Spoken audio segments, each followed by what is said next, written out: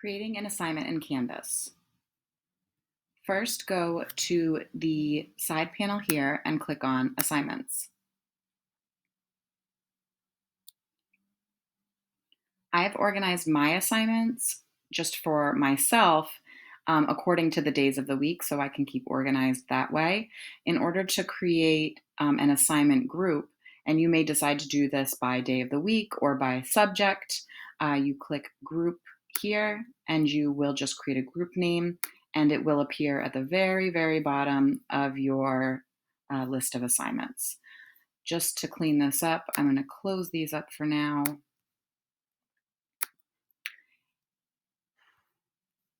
And we go back to the top. And to create an assignment, if I just click the blue Add Assignment button here, it won't be assigned to any particular group. It will just appear right at the top or at the bottom. But if I wanted to add an assignment specifically to an assignment group, I click the plus sign in the corner of that group. I give it a name. I select a due date. It will require you to select a due date. So if this is going to be an ongoing assignment, you can just choose a date at the very end of the year. You give the assignment points. And then before you press save, if you want to go to more options, so you can put in the actual information for your assignment. And here we'll open up. And the top box here, this box really lets you do anything you want in terms of putting in images, links, multimedia, or anything directly from your Google Drive as well. A lot of times I just use this space to type directions, especially if I'm using one of the integrations such as the Kami Google Drive integration or the Google Cloud integration. So when I'm using an integration, what I usually do is I will type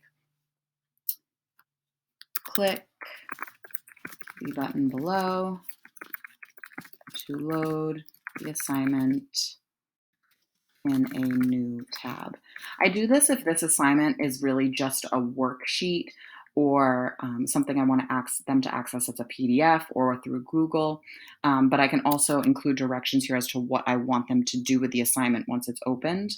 But when you scroll down here, you see submission type. Now, if you want students to submit an online submission, like a typed response to a question, maybe you typed a question in that above box, you go to online and you can select text entry. Another good one is media recordings. Students can record their voice or a video of themselves answering a question, or you can do a file upload if you have students working on a separate file or they uploaded a picture of their work or something like that. So you can select multiple options for them to submit using an online submission type, or you can go to an external tool, which is what I use most frequently. So when you click external tool, you're going to click find. And the two that I use the most often are Google Cloud Assignment and Kami Google Drive Assignment. I don't like to use the Google assignments, the LTI 1.3. You may like to. This actually grades things within Google, but I grade within Canvas, so I actually don't use this one in particular. I would use a Google Cloud assignment tool if it's something that I want to pull from my drive. I use this most for things like Google Slides, Google Docs, or Google Forms. So if there is a Google form, the easiest way to find, honestly, for this is to just search what you are looking for. So if I'm looking for story words here, there might be different options that come up here, but it's good to know the exact name of the assignment that you want to use.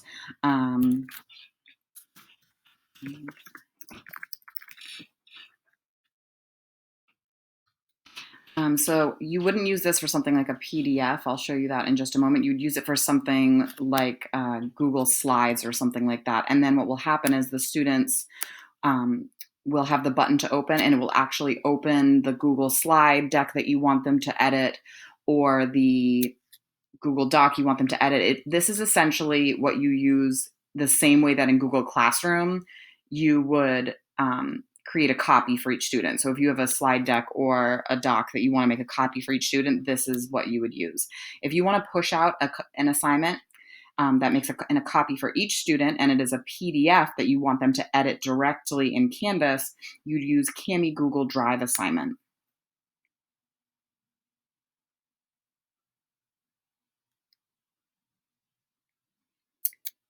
Now, this will link directly to your drive. So any PDFs, anything you want them to edit directly, just like a worksheet like they would do if they were in the classroom, you would first upload to your Google Drive.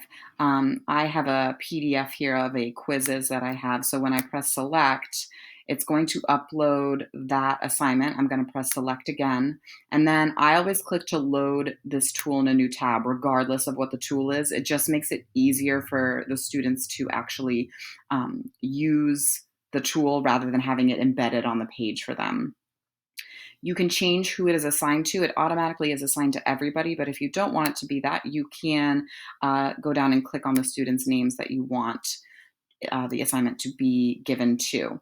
Now, if you just press save, the assignment will appear wherever you wanted it to be. So now you will see that the assignment is here.